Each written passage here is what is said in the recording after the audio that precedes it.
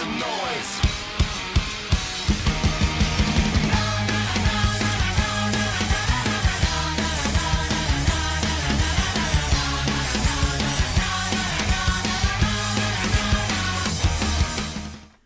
Hi everybody, I'm here with guest Abigail Tanner. Everybody say hi to Abby. Abby, say hi. We are live in the Clarinet Playground group, and we're going to talk a little bit about Busy Bee from Finger Fitness Etudes. Abby, I'm so excited to see you and catch up with you. She was a senior last year in high school, and I only got to teach her for 1 year, and that was a huge disappointment because I really wish I had had her for longer. And now she's about to wrap up her first year in college at the University of Arkansas. So tell us a little bit about how that's been and how you've progressed given our strange circumstances. It's been great. I've just really appreciated being able to do music in a setting again, even if it doesn't quite look the same. I was very lucky. I am currently the principal clarinet in the wind ensemble. Nice. Intimidating as a freshman. And double and E flat, so I'm getting to dip my toes into both first clarinet and E flat parts, so that's been amazing. And it's been cool. It's I've kind of discovered, especially in COVID times with your first year of college, you just really have to make an effort to get involved in organizations, because if you don't, you won't talk to anyone ever. Like go an entire day, and like I realized the first word I'd spoken all day was at like 8 p.m. just oh no. Yeah. Wow. I'm an MC for TBS this year. I get initiated in a week and a half, so that's very exciting. And then I'm also on a committee for social media management for a new organization that got started at Arkansas called Allies Plus. That's an advocacy group for women and LGBT people in music. So that's amazing. Good for you. The person Nice. who started it, it's a new one this year, but they're already talking about setting up chapters in other colleges. So it's really cool to get on the ground floor of something like that. But Wow, that's awesome. Congrats. Very cool. Well, that's exciting. Okay, well, let's talk a little bit about Busy Bee. I'm going to share the screen so we can see at least the top little section of it. All right, so Busy Bee is all about this finger combination down low and the same combination up high when you add the register key. This is a combination that has always given me grief. I mean, you've got to lift that ring finger and that pinky finger together with good timing, with good technique, with good lift. I mean, it's just a big bag of anything could go wrong, right? So this motive here that we have, that this kind of repeating motive in the first two measures, is actually from Finzi 5 Bagatelles, and Abby was working on that piece last year as her senior solo, and that is at the bottom of the first page of the fifth movement, and I'm actually going to share that screen real quick so you can see that. Okay, great. So this is right before circle 2 of the fifth movement. And this last line, at least on my editions, the last line of the page has that drill. And I remember when I learned this, it was just a nightmare. That was even harder than the high notes and the trills to me. I would stumble on that. So when you were working on that, and then I came to the point where I was writing this etude, I was like, oh yeah, I'm going to use that little motive from Finzi, and this is going to be Abby's etude. So that was history. That's just how it came to be. And then, of course, I wanted it to sound as, you know, kind of nod towards Flight of the Bumblebee, so it's got a little bit of chromaticism in there. And it's a very flourishy kind of piece, so it's kind of jumping all over the place and going quickly. So quickly buzzing, right? So that's what we want to accomplish as we go through this. So like I said, the main motive or the main drill is this, and you're going to find that all over the place. When you get to this section, measure 5 and 6 and 7, you're going to have some chromaticism. So for this D sharp, I like to use this fingering in that situation. That way this whole little motive is just in your left hand. So you might experiment with that if you're used to using your side, great. I mean, you can do both actually. It's a good way to train both options. Other things, you're going to run into just some basic A major patterns, A major scale patterns, that they might surprise you here and there because we've got all this chromaticism, and then all of a sudden you have to play an A major scale. So be on the lookout for when it does that to you. There is some mixed articulation, and we have things that like slur into a staccato. So that just means we're going to clip off that note, and then we're going to have our mixed articulation to have a nice bouncy feel to it. When you have your breaths, just take your time. I think a lot of people feel like they're in a hurry to get to the next thing, but you can take a little bit of time there, take a little bit of time here before you do this scale up. And that just kind of helps to pace that a little bit better. So those are the main things that I think I would say about this. I mean, we do have this sort of semi-cadenza here, and then suddenly faster. So whatever tempo you choose at the beginning, make sure you save some room to go suddenly fast at the end so that you have something that's faster to be really impressive and, end with a big buzz with the bumblebees flying away.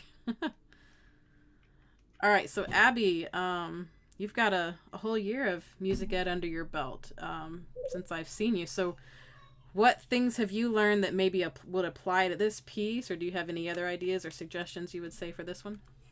One of the big things that always tripped me up on this one was how you had those run passages that are just very slightly different from each other.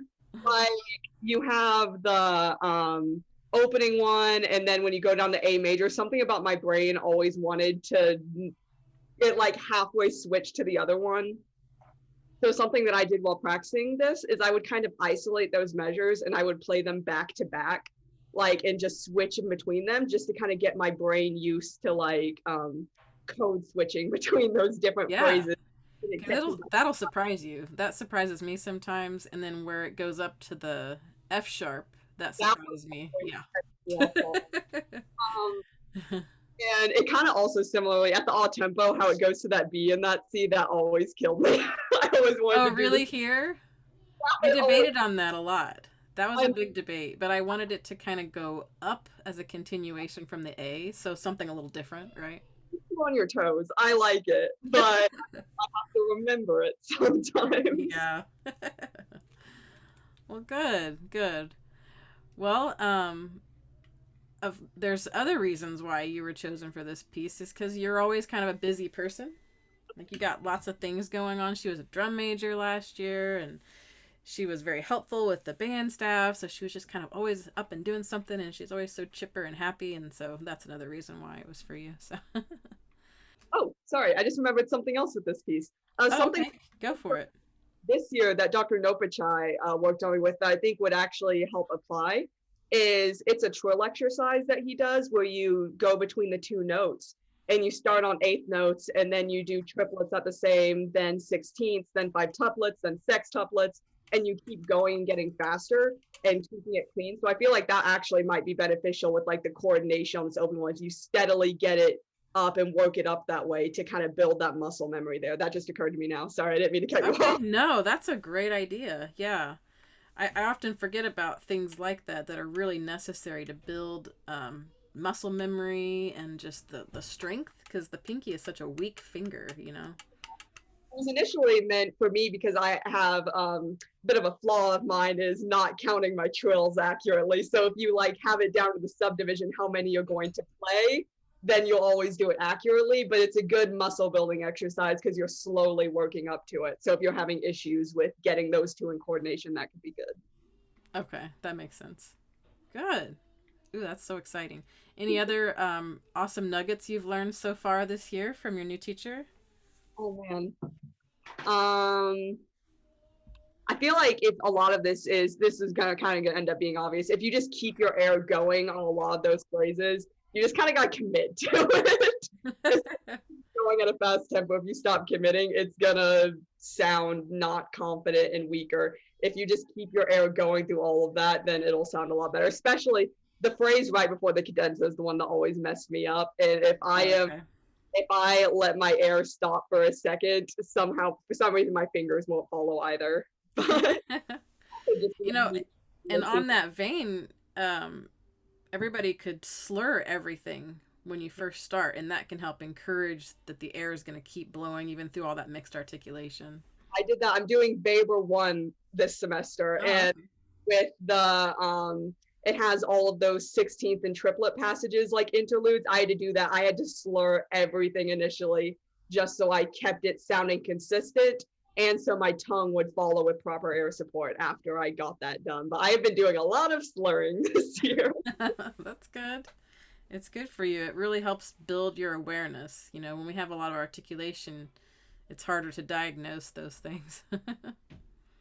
Yeah, whenever I had to do Behrman for the first time, it was always slurred. Like 2 years of everything just slurred. So it's good for the foundation. Especially somebody that has issues with articulation like I do. I have to do a surprising amount of slurring to help my articulation. Is that getting easier though?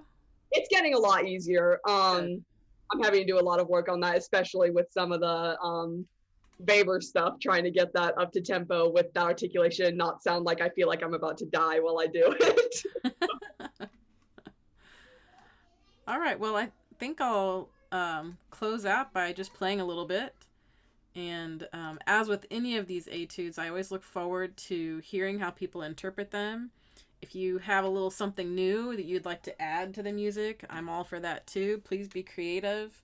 Anything that sounds like a B or, you know, something that you feel complements the music, feel free to add. You could expand the cadenza section if you wanted to. So I'm all about that. Anybody's welcome to do that. So I'm going to make a little attempt and we'll see how it goes.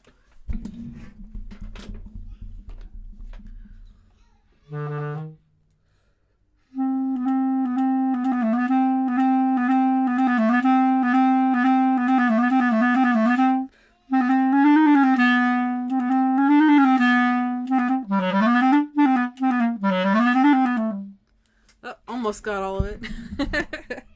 It's a tricky one. So I'll record this one later on, and like I said, I look forward to hearing what everybody else plays and how they play it and what instrument you choose to play it on. Any clarinet in the clarinet family, of course. And we'll see how the week goes. This might sound fun on E flat because E flat kind of buzzy. Yeah.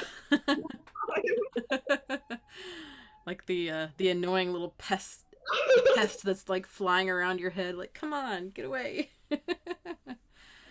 Well, Abby, is there anything else that you want to share about your year, or maybe like what you're looking forward to next year? Anything that you want to tell us? Looking forward to having an in-person college class. But you know, it's just stuff like this I really enjoy because I feel like this could also be a me thing, but during COVID, I kind of like hit like a rut a little bit because you don't get to play in an ensemble, and I feel like you lose a lot of the experience that makes you love your instrument. So I feel like stuff like this is really good, something fun to kind of de-stress but is still working on fundamentals. Is good for reminding you why you like playing the clarinet, and I know that I need that sometimes in a time like this where everything's yeah. And that was part of the motivation for writing this book, because I kind of was tired of music. I gotta be honest. So I just started making things that I would like, so that kept me motivated. So, well, cool. Thanks so much for being here, Abby, and I always like catching up with former students, so always keep in touch, and feel free to hop in and play in the group if you feel like you want to. All right, well, thank you so much, Abby, and I'll see everybody next week for the next chat. Bye. The future is bulletproof. The aftermath is secondary. It's time to do it now and do it loud. Killjoys, make some noise.